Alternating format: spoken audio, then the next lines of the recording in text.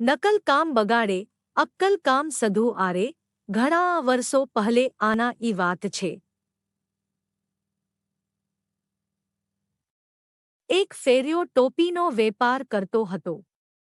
તે ગામે ગામ ફરી લોકોને કહેતે, ઓ રંગબેરંગી ટોપી લઈ લો. એની રંગીન ટોપી લોકોને ગમતી હતી.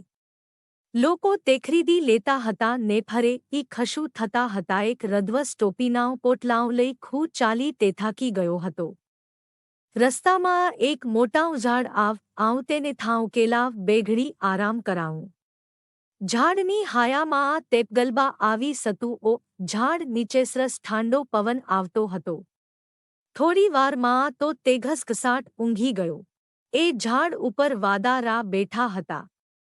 વાદારાઓ એ રંગબેરંગી ટોપીનાં પોટલાં જો આવને નીચે ઉતરી આવ્યા. આ એક અટકચાળા વાદારાને તોફાન સજુ તેણે ટોપીઓ નાઉં પોટલાં હોડી નાખા ને એક ટોપી કાઢી પહેરે ઈ લીધી. એનાઉ જોઈને બાકીના બધા વાદારાઓ એ પણ ટોપીઓ લઈને ફરે ઈ લીધી. કોઈએ એક રંગની ટોપી પહેરે ઈ તો બીજાએ બીજા રંગની ટોપી માથે ચડાવી. થોડી વારે ફેર્યો જાગ્યો. એણે જો તો પોટલાં ખાલી ને ટોપીઓ ગમું. આજુબાજુ બધે જો તો કાયા ટોપીઓ ન દેખાય. પછી ઉપર નજર કરી તો દેખાવ કે ઝાડ ઉપર ઘણા બધા વાદારાઓ ટોપી પહેરેઈ કદું આકદું કરતા હતા. પાંથોડો વખત તો તે વવચારમાં પડી ગયો કે વે કરવાંશ.